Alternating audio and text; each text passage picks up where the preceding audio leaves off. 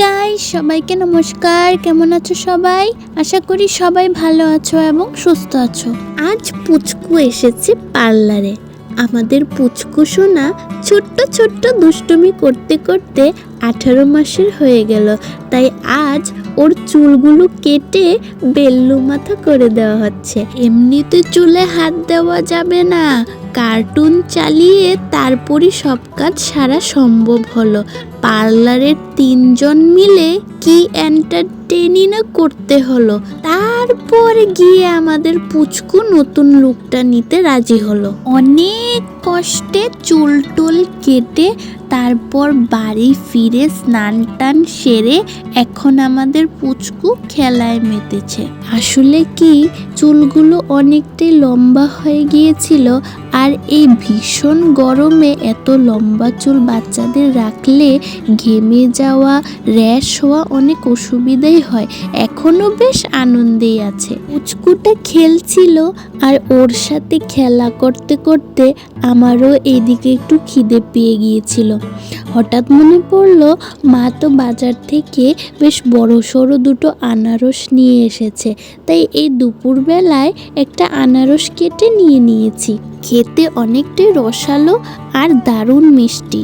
হঠাৎই বিকেলবেলা 4টে 5:30 নাগাদ আকাশে ঘন কালো মেঘ ছেয়ে গেল।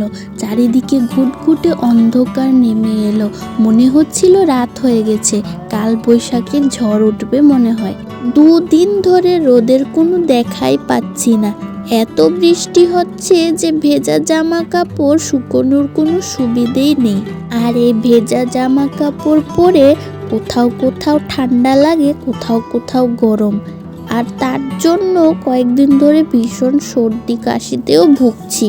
ভগবান জানে কবে এই রোদের দেখা পাবো। সন্ধেবেলায় বৃষ্টি হচ্ছে দেখে আমি আর দিদিয়া পপকর্ন বানিয়ে নিচ্ছি। এই কবে মুভি দেখতে গিয়ে পপকর্ন খেতে চেয়েছিলাম, কিন্তু পাইনি। আজ বাড়িতে পপকর্ন বানাচ্ছি। পপকর্ন আছে কিন্তু মুভি নেই, মুভি থাকলে পপকর্ন নেই। এই চলছে আমার জীবনে। 2 মিনিটেই বাড়িতেই বানিয়ে নিন ইনস্ট্যান্ট পপকর্ন। আমরা এখানে প্রেসার কুকারে পপকর্নটা ঢেলে নিলাম, তারপর মশলাটাকে নিয়ে ভালো করে মিক্স করে ঢাকনাটা লাগিয়ে দিলাম। ভেতর থেকে ফটফট ফটফট আওয়াজ শুনলেই বুঝতে পারবেন পপকর্ন একদম তৈরি। আমরা আওয়াজটা শুনতে একটু দেরি করে দিয়েছিলাম, তাই মশলাগুলো একটু লেগে গিয়েছিল, কিন্তু সহি সলামত পপকর্নগুলোকে উদ্ধার করে দিতে পারলাম। পপকর্ন একদম রেডি, আর সঙ্গে নিয়ে নিচ্ছি ভুজিয়া। এই ভুজিয়া খেতে আমার খুব ভালো লাগে, তাই একটা প্লেটে নিয়ে নিচ্ছি কিছু ভুজিয়া আর কয়েকটা পপকর্ন। বাইরে ভীষণ বৃষ্টি হচ্ছে, আর এই বৃষ্টিতে এই ভুজিয়া আর পপকর্ন খেতে খুব ভালো লাগবে। আর সঙ্গে 1 কাপ চা না হলে চলে নাকি, তাই চাটাও তৈরি করে নিলাম। আজকের ব্লগটা এই পর্যন্তই।